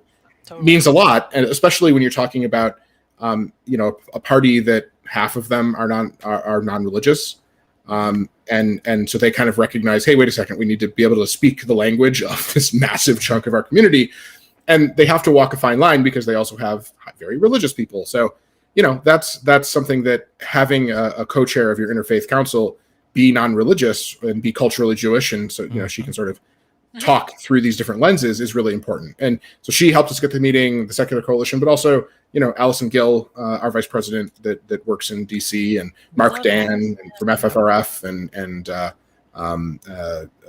Rachel Deitch from AHA, American Human Association, and the folks at CFI. I mean, we all had a hand in this. We walked in with some consensus asks, some things that we said, here's what we as a community think you should prioritize. I mentioned the inclusion, make sure that atheists have a seat at this table as well. That was sort of ask number one, done and done. The other one, some other ones were make sure that when you're going through and vetting federal judges, that you find judges who understand that the First Amendment contains a establishment clause as well, not just a free exercise clause. The both parts of that. Highly important. That was one. But also, look to of everyone's imagination. Doesn't exist. Fake news. It's a lie. It does not exist. No one has ever seen it before. You invented that out of thin air. Yeah. But also, look to secular groups, look to advocates when you're staffing up these judgeships. Don't just look to people who have been at big law and were prosecutors and then worked at like a massive law firm, but look for people who have been civil rights advocates. Look for people who have worked on the ACLU's religious liberty project. Look for people who work at American Atheists and FFRF. How about look for people who have maybe ever heard a case? Yeah. I mean, compared to some of the Trump judges, yes, that would be great. What's a motion in the mean? Who knows? Right. I don't know. Have you ever prepared a discovery motion? Nope. Why are you nominated as a trial judge? Damn it! Where's my gavel when I need it? Gosh, yeah. So but finding highly qualified, highly competent people with different experiences in the law, that was another one. Another ask that we had was, there are all these like memos and legal interpretations from the Department of Justice's Office of Legal Counsel that have accumulated over time. And sort of, there's a memo from Jeff Sessions where he basically says, the religious freedom memo, and it includes like 5 pages discussing the establishment, or discussing the free exercise clause, and literally 1 paragraph about the establishment clause, and that's it. And it's like, I feel like there should be a better balance here. But these memos, if they don't get repealed, sort of burrow in and become part of all these other rules and regulations and whatnot. They reference back, and so it's like, repeal this, give us something else here. Just get rid of this memo. It would be a great start. And then we had other particular asks as American Atheists. We're working on issues relating to the Small Business Administration's public paycheck protection program, transparency issues around that. And these are, speaking of issues where it's hard to unring the bell or pull back the money once it goes out. That's a great example of it, where paycheck protection money went directly to churches to pay pastors' salaries.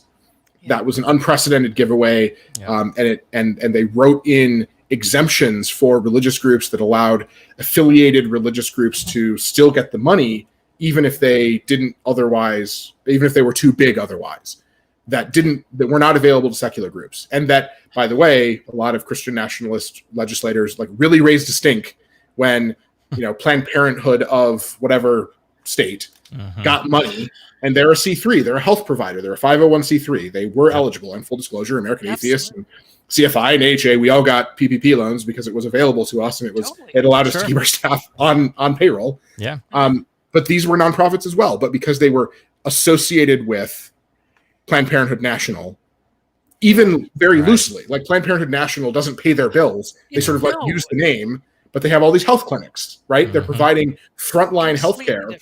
Yeah. And they say, well, listen, because you're affiliated, you shouldn't qualify, and we're going to investigate you if you took this money. So out of an abundance of caution, they returned it, right? Largely. And that's, and so they didn't get this money. The Catholic Church, they basically said, if you're a religious organization, the affiliation rules don't apply. So no matter how big you are, no matter how many individual parish churches you have, you can still get this money. And we're talking about the Catholic Church that has untold tens of billions, hundreds of billions of dollars in resources, was able to get this money to pay their pastors, to pay their priests. Its own country gilded in gold, for fuck's sake. The chairs made of gold, doors made of gold, everything made of gold. Right. Like sell one gold plate if you need to, right? Yeah. To pay stuff. And and these are churches that in many cases are dealing with massive settlements where they are also moving around and hiding money so they don't have to pay out money for child sex abuse scandals, right? And moving around and hiding the child sex abusers. Well, never mind the money. Yes, right, also, and the money. Hiding the actual abusers. And they're the ones that were given the special treatment. Right. They were the ones who were also given exemptions around, you don't actually have to prove necessarily even that you kept people on staff, that you kept them, paying them for forgiveness. You just have to show that you paid them for part of it. So they were given additional exemptions there. They also have the exemptions that they don't have to show, their IRS Form 990. They don't have to fill that out. We do. And so there's all these loopholes and exemptions and just massive giveaways that no one else is eligible for. But you can't sue over it because taxpayer standing has been so reduced. You can't show direct harm from it, so you don't have standing. So nobody can sue over it. All you can do is stop it in the first place. And if you have a hostile administration that doesn't listen to your opinion and your warnings about these things, as we had with the Trump administration, there's essentially no way for us to unring that bell. So all we can do now with the Trump or with the Biden administration is say, listen, you need to put back up these protections to ensure that all of these programs are administered in a constitutional way, that the Small Business Administration is not giving, zero interest loans to churches. Right. The name is the Small Business Administration, right? Like there's a name in there, and they have historically had requirements that you couldn't give money directly to churches for religious purposes. Those need to be preserved. Those have not been undercut by any Supreme Court case. Those need to stay in. So those types of meetings are, show a level of sophistication where if we walk in and say, here's what we want from a policy perspective, we're ready and able to help you say this executive order needs to be rescinded. This rule needs to be changed. Here's where it is in the Federal Register. We want a meeting to talk about this really, nuanced, kind of boring, unsexy thing. You walk into that meeting and they go, okay, these are serious people with serious policy asks who understand how this works, rather than if you like walk in and say, hey, Joe Biden, we'd like you to take In God We Trust off of the money. Right. Like, we can talk about inclusion, and we have talked about that with the Biden team and said, we understand that the president is himself Catholic, and it's going to, end speeches how he always does with like, God bless our troops or whatever. Right. But here are ways that you can be more inclusive of non-religious people and atheists in your rhetoric. And they have included that in many of their executive orders and proclamations and whatnot. They have done that, to their credit.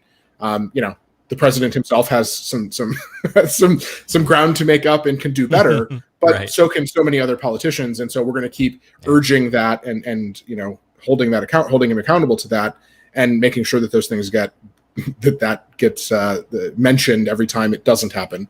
But on the policy front, we walk in there with specific policy asks, and we're able to point to those things and say, here's what we want. And they go, oh, these are actually very attainable. We're broadly in agreement with these. They're coming in and they've got the house is on fire. They've got thousands of things they need to address. It's like, oh, we rescinded the rules that say that you can't like dump toxic waste into the Everglades, right? Like, because it's just red tape. It was government red tape.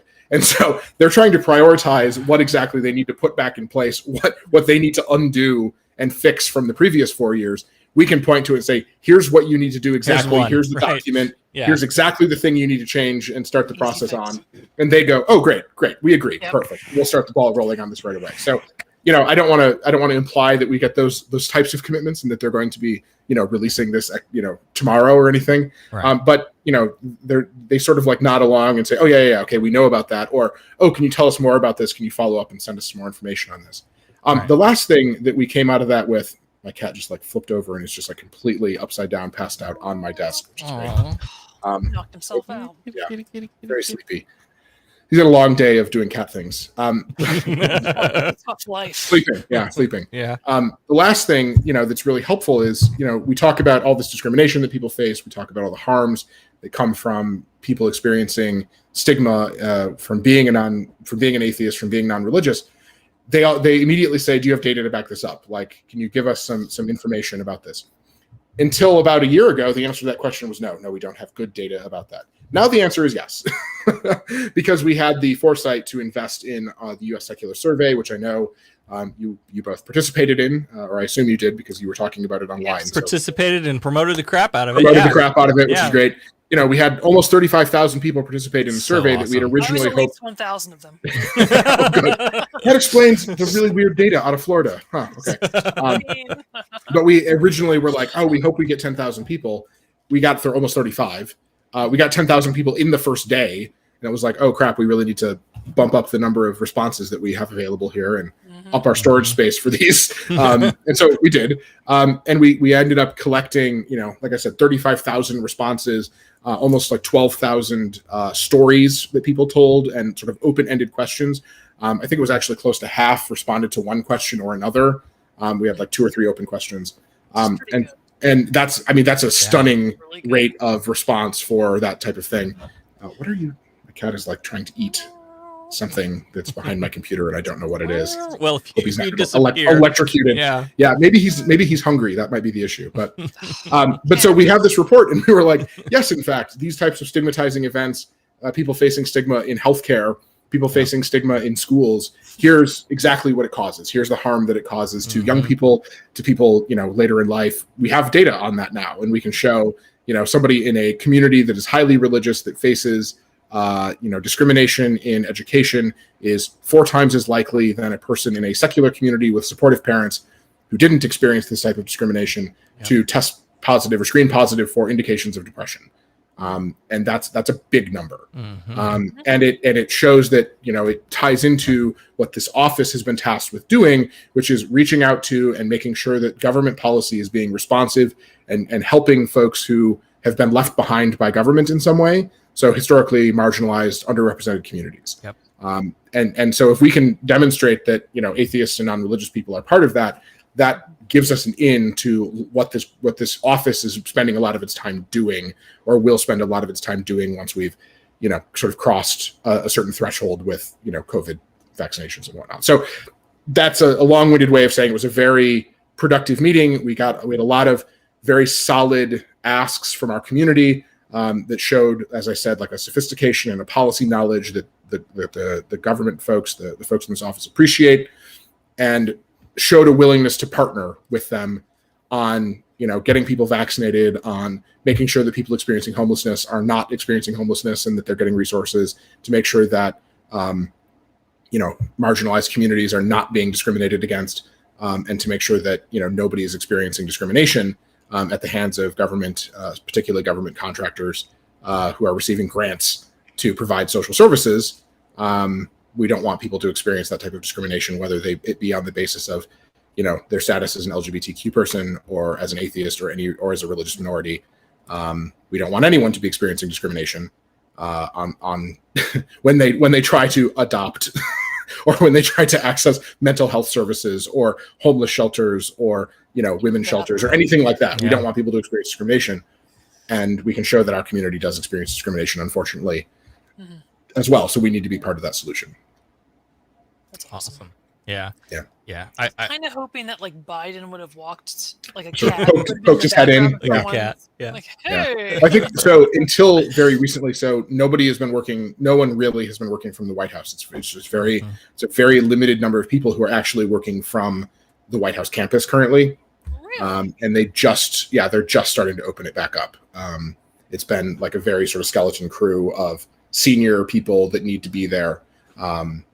Are the only ones who have been really at the office. They just started opening things back up. That's not what I expected, given what Trump had going on. Slightly different administration, turns out. What? Yeah, I mean, with Trump, it was like, all right, everybody get in here. We're all gonna cram into this. We're all gonna cram into this tiny room. Everyone at the White House, get in this room. Right. Yeah. And lay hands on each other and or to exhale deeply in your general direction. Right. Oops! How did everyone get COVID? How did this happen? What? Again? Yeah. Jesus Christ on a cracker. That's awesome. That's pretty fun. Yeah. It's frustrating to me that we have to play the messaging game of like, hey, y'all, it's better to be at the table than not. And when the COVID ramp up first started happening of like getting vaccinations, and they were scheduling drive-through things in church parking lots, I had people come to me and be like, this is bullshit. The government shouldn't be doing blah, blah, blah in the church parking lot. Listen, Guys, get the vaccines in their arms. They're not handing pamphlets out. Right. They're not blessing you on your way through. Like, it's medical professionals using a space. Like, come on. Yeah, and and it's space that we're all kind of paying for in a way. right. And I will say as well that like, it's not just that they're using the church, right? Like the part of the purpose for us being in the room is to say, hey, listen, you've got like half of Americans that don't regularly attend church. If you're just saying, hey, what can we do to get to these underserved communities? I know, we'll go to the churches. You're leaving out immediately half of all Americans. Yeah. And so what can we do to do better at that? Like, just make sure that we're having that conversation as well. But, obviously, we want people who are suspicious of vaccines or suspicious of the Biden administration who are in these churches. Make that we want them easy. We want them to, at the very least, just agree with us on this. Yep. And if we can get their pastors bought in by speaking their language, then I'm all for it, because it's going to save lives. Absolutely. And yes, they're not giving money to the churches. They're not paying the churches, pastors' salaries. They're not building a steeple. What they're doing is making sure that something that is free and available to all Americans is also available, and that they're talking these folks into getting the vaccine, and using trusted members of their community to get them across that finish line. Yeah. And I mean, I don't think anyone should be upset about that. No. That is there's nothing constitutionally suspect about that. Yep. What that is a completely reasonable use of this type of office to do outreach to people to make sure you're speaking their language. It's common sense. It's absolute common sense. Yeah. So I don't know, people, we need to get off our little I don't know, Let's speak to our people for a moment, Devin. Let's speak to our people. Gather Listen, round, folks. Just Gather because round. it has We're the gonna word faith in it doesn't mean you should hate it. Just because, like, It come also on. says community. It says faith and community partnerships, right? Right. And the community is important here. It doesn't mean that we're a faith group. It doesn't mean that we're a religion. Right. It means that we're a community group. It means we're a community group, just like the Urban League or the NAACP is a community group. It means that we are engaged in supporting our community. It means that we're engaged in making the broader community around us, so like our town, our city, we're engaged in making that community better by providing structure and social support and educational opportunities and service opportunities to people who we find common cause with and we have shared values with. That's what a community partnership group does. And that's what we have to keep doing. And that's what this office is being tasked with. Part of that means, yes, partnering with religious groups, because that's the role that they're serving. And there's nothing wrong with that as long as it's administered correctly, as long as it's done in a constitutional way, which it seems like they are. And I will say the head of this office is Melissa Rogers. Melissa Rogers is an attorney, a First Amendment attorney, who worked on church-state separation issues with the Baptist Joint Committee, which is a religious group that works on church-state separation. BJC, they're so good. They're so good. Like the difference between hiring a prosperity minister, who didn't actually run this office for a variety of complicated reasons, but that I won't go into. They sort of left this office unstaffed. Anyway, the difference though between hiring a prosperity gospel scam artist preacher who was going to host a COVID super spreader event the week of Easter in 2020, when literally across the street from where our conference was supposed to be in Arizona, by the way. Oh, that's right. Yeah, remember that? Like that was forever ago, wasn't it? What about that? But she was going to host an event and refused to cancel it until the very last minute. Like that's who's running your faith outreach in the White House under the Trump administration. Under the Biden administration, you have a church-state separation lawyer who approaches it from a religious perspective. Yep. And is like highly qualified and is fantastic and speaks our language on these issues, but also speaks the language of religious people to bring them on board and to help them understand why this stuff is important, why it protects everyone to have church-state separation. So couldn't have picked a better person to run this office, quite frankly. So I think that people are right to be skeptical. I'm still skeptical of certain parts of this. I'm skeptical of continued reliance on faith-based providers to provide basic social services, given what the pendency of Fulton versus City of Philadelphia, the case that we're waiting for right now. I'm concerned that people are still going to face discrimination at the hands of these religious service providers. I'm concerned that we're not just directly providing it through the government. If government thinks that these matters are important and that people should receive social services, then the government should provide those services because the government can't discriminate. It's unconstitutional for the government to discriminate. It could be constitutional next week for churches that are contracted by the government to provide those services to discriminate. And that's not what we want. So I'm going to remain skeptical. I'm going to keep yelling about this constantly and saying that this is very bad and risky and that we should do something about it. But this office is not the problem itself. Right. This problem is bigger than the office. Yeah. The office seems to be right now trying to solve many of these problems. So we're going to work with it. And that's the thing. Is I think with COVID, there's an immediate need that affects literally everyone in the U.S. Yes. And so I think that the office is doing what it needs to be doing and what it should be doing right now. But once COVID passes, whenever that is, let's see what they're doing. Right. And let's hold them then. accountable and make sure they're continuing to invite us in so that we have a seat at the table. Yes. Yeah, absolutely. Yeah. Oh God. Speaking of the convention. Yes. There's one coming up, and I'm so excited. I've already been planning it's my in a outfits. It's in a short 10 months, around the corner. Planning my outfits out already. I have laid a out. packing list made. Packing list is made out. It's in Atlanta. We will have the website up shortly. Our goal is to have everything up so people can start registering during the summer. So around August, keep an eye out, maybe even sooner, but certainly in August we'll send out emails. So if you're not yet signed up, go to atheist.org/sign up and we'll get you on our email list. But you want to find out about this because it'll have been 2 years since we've been able to get together in person. Yeah. I know some other groups are starting their in-person events. I know Free Flow is happening in March, which is great. It is. Yep. Planning on being there. Happy to be there. I'm going to come. Yeah. Yay! good. we're gonna start doing things in person again. Oh my god! And like see people in person and not just fist bump from far away, but depending on comfort levels, there might be a hug involved. Like What? No, we will see. no. We'll play that by ear. I don't want to like lock in anything just yet. Consent Consent always. But there will be like sitting at the restaurant, at the hotel, sitting in the lobby area with a drink of your choice. An iced tea in my case. Sitting around having some conversation, having some little hors d'oeuvres on sticks. Always great. So many sticks. So many little tiny sticks, hors d'oeuvres. I'll tell you, the hotel that we're at in Atlanta is right next to the baseball stadium. And so it's close to, I think it's called the Battery in Atlanta, which is like the area around around the stadium. And so it's got sports ball stadium or sports ball bars that you can go watch sports. But there's one there that has like darts and bowling and like big huge game tables that you can play games at. So we could go have a social event there. If it's your jam, there's a cigar bar. Not really my thing, but if it's yours, there's a cigar bar. There's like great burger places. There's so many like little shops there that you can stop by, and it's in walking distance, which is great. And we're gonna have a great time. I'm so looking forward to it because it's been 2 years. Yeah. Oh my god, I'm dying. We had one of these, so it's been a minute. I did see that there's actually like I'm classy. I don't know if you knew this about me. I did know that. But there's a PBR. There's actually a PBR bar right next to the hotel. Yep.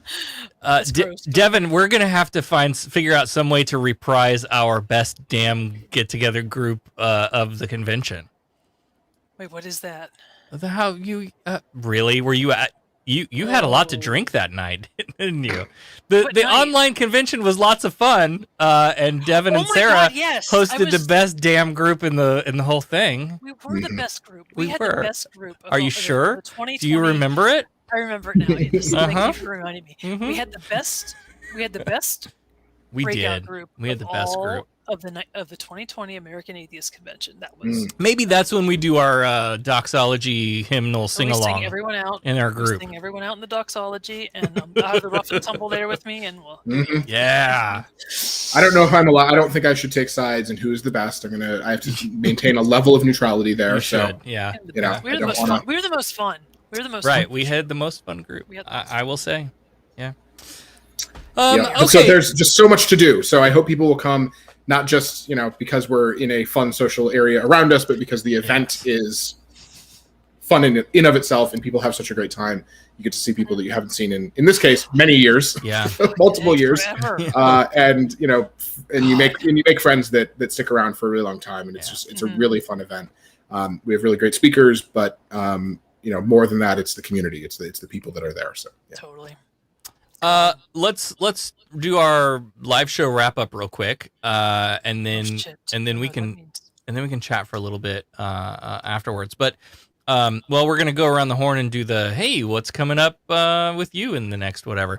But I want to make sure that everybody goes to atheist.org, sign up for the mailing list, make donations, look for local groups in your area, all the things that you can do there with American Atheists. Nick, what have you got coming up in the next? You got anything interesting happening? Anything going on at American Atheists other than the? No, very boring here. All right. We just basically take the entire summer off. It's great. No, right. We've got a couple of really great additional reports from our U.S. Secular Survey that will be coming out. We wanted to drill down a bit into some subpopulations. We've put out one specifically about students. Young people. We're working on those related to additional subpopulation briefs as they relate to LGBT people, as they relate to women, as they relate to urban and rural, and as they relate to Black non-believers as well. So we're working on a battery of subpopulation briefs that we can get out so that people have a little bit more in-depth information about different parts of our community to sort of suss out some of these specific differences and similarities and particular needs of different parts of our community so that they can be better at meeting those needs so that local group leaders know what families want, what super students valuable. want. Yeah, it's really crucial. And so, but just on top of that, it's also really helpful for policymakers. So we're working on that. We're working on right now during the summer. We're fortunate enough to have some of our law clerks working with us. We're deep in research for our next edition of the State of the Secular States report, which is our annual analysis of state level policy. It's available at atheist.org/states. And it really digs in on, I think I mentioned like 60 or 80. It's a massive number of individual policy areas in every single state. You can see how your state stacks up. And it's a really great resource to put together, or that we've put together for you if you want to get involved in that type of advocacy. And then, we're working on just a ton of capacity building and getting ready for the after times, okay, we're seeing some light at the end of the COVID tunnel. What comes next? A lot of our plans were put on hold last year. We continued doing, obviously, a lot of our work in terms of, our litigation and our public policy work, but so much of how we all do local group work has changed. And so we want to make sure that we're meeting those needs as well. So we're deep in the process of setting down some guidance and some guardrails for what our planning process is going to look like for the next year, to do some leadership training, to do some resource development for folks who are wanting to lead groups, and pulling folks together who are doing a great job at that, and helping them connect with people who want to be doing a better job or want to be doing a great job setting up their own local group. Yes. So those are just, some of the things coming up. As far as events, lots of things are kind of up in the air still. So, we've got some virtual events coming up that we'll be participating in. I know, Black Non-Believers, Women of Color Beyond Belief will be happening in Chicago. I believe that's in September. September? It's either September or October. I don't know. It's coming up. It's sooner than it's very soon. We'll certainly be sponsoring that. And, I'm hoping to get some travel on my calendar, so I can go and start meeting with some of our local groups as they start coming out of our caves and meeting in person again, so we can touch base, see how everyone is, listen to, groups tell us what their needs are, and have some opportunity to have some conversations about what might come next, because that's a really important part of this work. So. Yeah, Devin, how about you? What's going on in Devin land? Okay, lots of things. Number one of those interns is from Florida State University Law True. School, and I'm sure she's the clerks, best one you have. Law clerks. Sorry, I don't know the words. They're in law school, so they're clerks. If they're, okay. I'm sure she's awesome. She probably the best. Okay, good. And if not, it's all Devin's fault. Devin specifically, we were like, oh, we should connect you with Devin, and she was like, I've met Devin. And you were like, oh, application denied. So sorry. Throw it in the file. Get rid of it. Let me file this appropriately. Run it through the shredder. No, that's not how that happened. I have a couple of things. Okay. I'm gonna get on my soapbox for 35 seconds. Please. No, don't time me.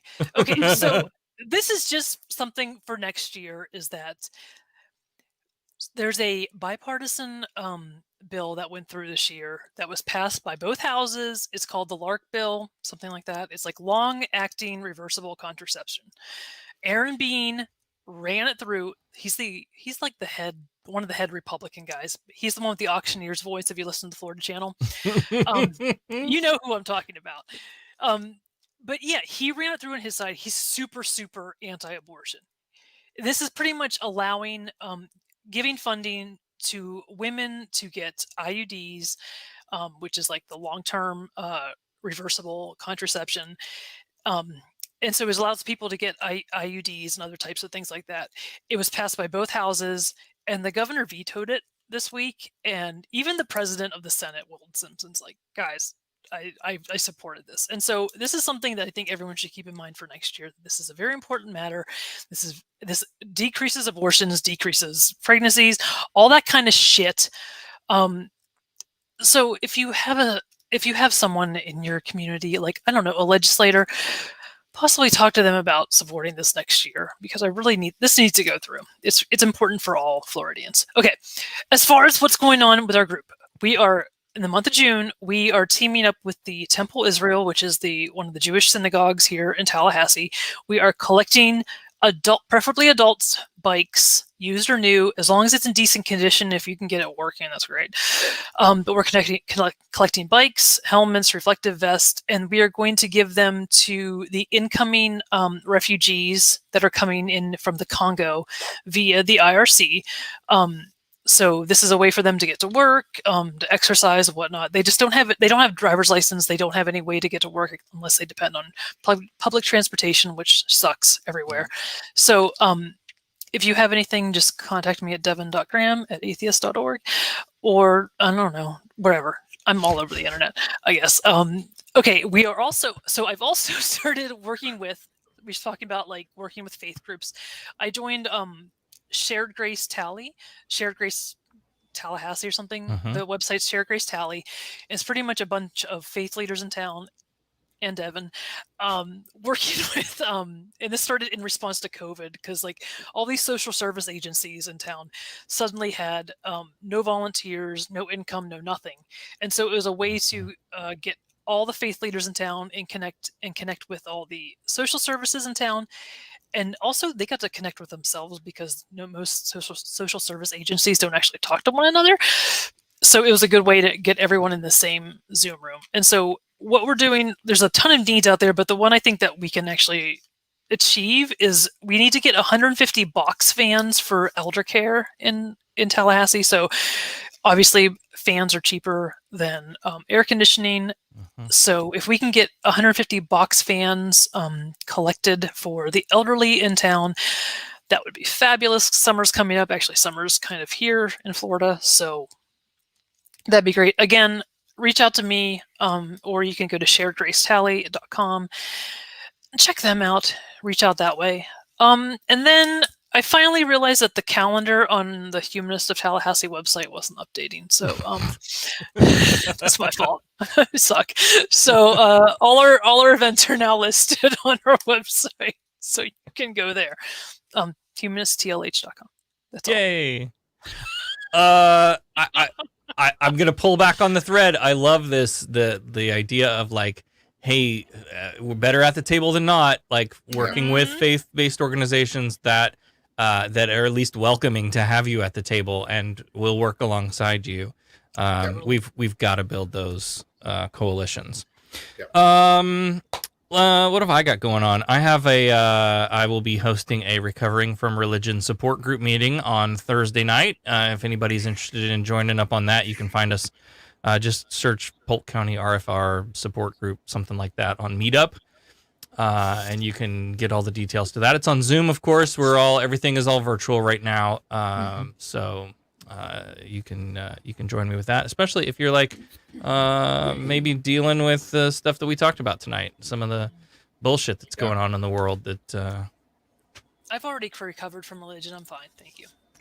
The one thing I'll say about recovering from religion, I sometimes I feel like their name is a little bit of a misnomer, because it's a lot of it is like helping you either like transition out of religion or the immediate aftermath of religion, as well as the like later stuff of like how do I process a lot of this. So they're a really great resource. So I encourage anybody people who are at all stages of either leaving religion or starting to leave religion or having doubts about religion, Recovering from Religion can provide you with some really great resources. So they're a really valuable member of our community, and I certainly would love for people to connect with them, either as somebody who is in need of support, but also somebody who can provide support. They're always looking for volunteers. So definitely give that a look as well. I'll also mention it is Pride Month. So we're playing that corporate change all your logos and shit to rainbows game, like everybody else is. But hey, we actually care. Unlike some of those. Pride Month is all year for us. Some of those heartless corporations. Very prideful at American Atheists. So you can go to polkatheist.org and like get Pride themed merch now. If you purchase that merchandise, a portion of that purchase goes to the National Center for Transgender Equality. I thought was appropriate after what happened here in Florida. And also, we are fundraising just as an organization on our own here to help fund our booth and sponsorship. So our Pride got bumped to October. It's the last week of September, first weekend of October. because of COVID things. So we always table at Pride in the Park in Munn Park in Lakeland, and that's October 2nd, I think. It's a Saturday. So this year, instead of just doing the booth, we decided to do a larger sponsorship, which gets us a little more visibility. And so we're fundraising for that. So you can go to polkatheist.org and make a donation to go towards that if you would like. And I think that's it. Yay! Nick, thank you so much for coming on and chatting with us. And you are, of course, welcome anytime. Everybody go to atheists.org and sign up and make donations there and do all of those things. Devin, as always, thank you. Thanks, Sarah. Great to be here. Wow, Devin. On behalf of Devin, I'll thank you. Thank you. Thanks for having me. Devin was distracted. There was a kid in the room, probably. I got you back, Devin. I got you. So stick around. We'll offline a little bit afterwards. But that's going to do it for this week for Freethought in Florida. You can get Freethought in Florida on YouTube and Facebook. When it works, it dropped the feed in the middle of our thing tonight. It was really fucking annoying. And all the popular podcast players. Nope. You can find all the subscribe links at fif.show and send us an email to info@fif.show.